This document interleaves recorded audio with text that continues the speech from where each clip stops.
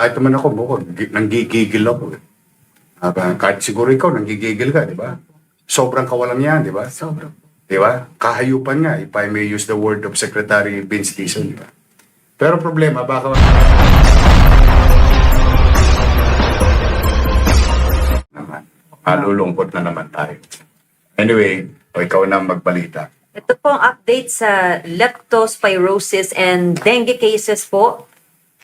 Meron po tayong total confirmed ng leptospirosis mula po sa ating mga district hospitals, 255 confirmed cases, 35 total deaths, at 8 po ang presently admitted. Nakikiramay tayo sa pamilya ng mga nasawi dala ng infeksyon sa leptospirosis. Mag-iingat po kayo, mga kababayan ko, bagamat talagang sa panahon ngayon, hirap na hirap tayo sa baha.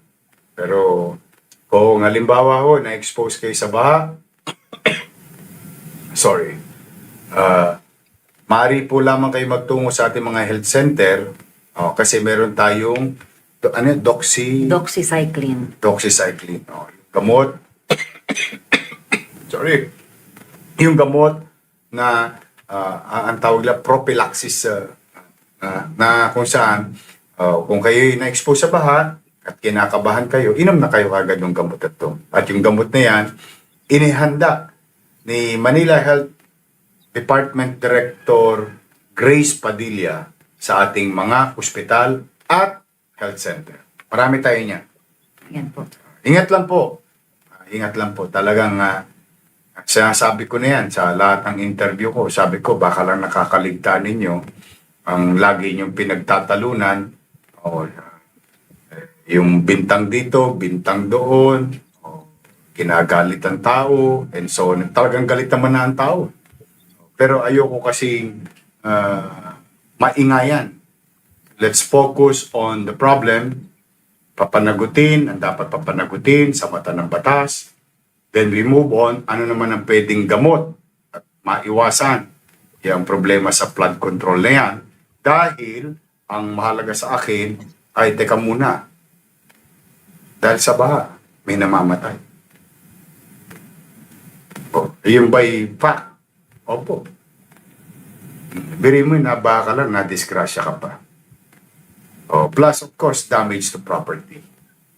Yung stress, yung hirap na dinaranas ng estudyante, mga tao, nagtatrabaho, and so on. Pero ang pinag-aalala ko, yung mga namamatay dahil sa infection.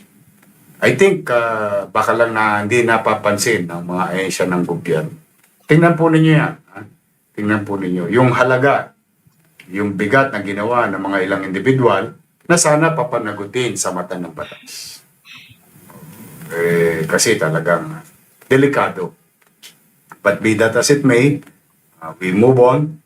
I hope the Senate, I'm happy so far, as of today, yung ginagawa ng Senado sa pag-imbestiga sa bagay na ito. At sana mapansin nila yung halaga ng masamang epekto ng flood sa buhay at kaligtasan ng tao regarding sa infeksyon ng leptospirosis na nakamamatay. Ayun po. Pangalawa, natutuwa naman ako, itong bagong sekretaryo ng DPWH na si Secretary Vince Dizon, putting an end, immediate action. Yun yung hinahanap ng Pilipino Sa totoo lang po ka. Yung immediate action. Firing, suspending, immediately. Yeah? Motu proprio. Within his ranks. Yung sa baba niya, mga nasasakupan niyang mga individual. Kasi doon sa mga actual niyang nakita. Siya kasi may evidence kaya hindi na siya kailangan magturo-turo o akusasyon. Siya talaga umaakto. So keep it up, Secretary Vince Dizon, and to President Bongbong Marcos based on kanyang directive kay Secretary Vince Dizon. I think that's the right way. Yun ang importante, yung pananagutan. Tapos isumitin natin sila sa husgado. Tapos tayo naman, ano naman ang mga measures? I hope that the Senate, for this matter, after finding these things, investigating these things, ay makakuha sila ng aral na maaaring maging batas upang magproteksyon sa mga thank you. Magproteksyon sa mga pondo ng gobyerno at proyekto ng gobyerno at proteksyon sa taong bayan sa buwis o para sa kinabukasan. At sana ito'y maging takdang aral sa lahat. Talaga namang karumal-dumal. Kaya lahat ng tao'y galit. Pero ulitin ko, ang tamang solusyon, papanagutin. Hindi kailangan maingay. Kasi ang nangyayari dyan, baka mamaya may mga ilang organisasyon na ang gumagamit sa damdamin ng tao. Yun ang nakakatakot mo pa. May mga balita pang ako Ano daw, dapat daw mag-Indonesia tayo. Naku, mag-iingat kayo, mga kababayan ko. You don't like that. Yes, inapit tayo ng mga ilang individual at inabuso tayo. Dapat lang silang managot sa mata ng batas. At huwag natin ilagay ang batas sa ating kamay. We must continue to observe our country and our city, that there are things that we need to follow, and we are a citizen under the rule of law. Kasi baka mamaya alimpuyuin kayo, paypayan ang baga ninyo. Halika, magano tayo. Anong tawag dyan? Manggulo tayo, manggulo. Pag nagkagulo ang bansa, ito Mocha, may 2 cents worth. Immaterial siguro yung opinion ko, but I have to say this as a matter of concern to my people, to our people in Manila. As a father of the city, I have to remind at the very least the repercussions, bad things that may happen.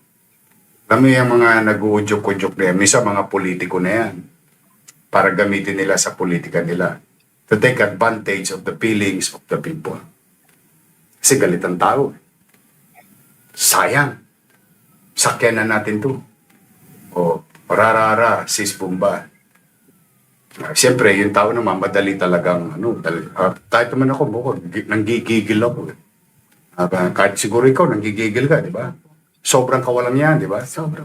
Di ba? Kahayupan nga, if I may use the word of Secretary Vince Dizon, di ba?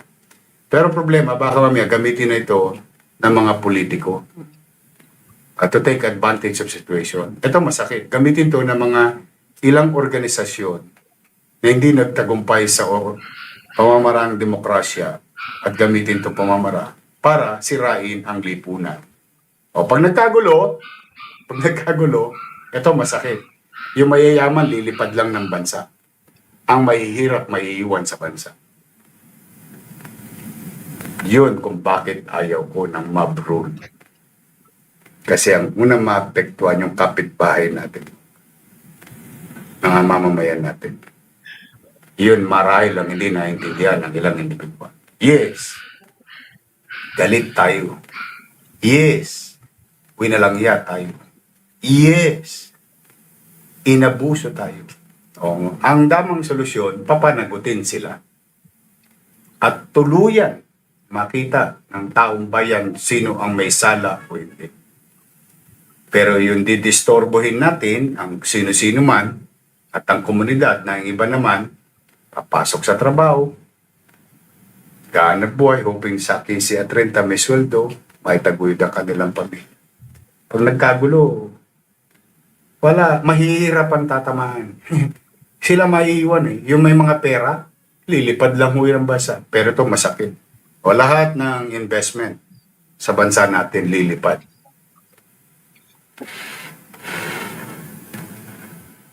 Ilang revolusyon na ba inabot natin? Hindi pa rin tayo nagtatagumpay. ang nagpapalit lang tao. Pero yung sistema nandiyan pa rin. Kaya ako, daw. Kaya tayo sa Maynila, anong ginagawa natin? Pag may ebidensya, demanda.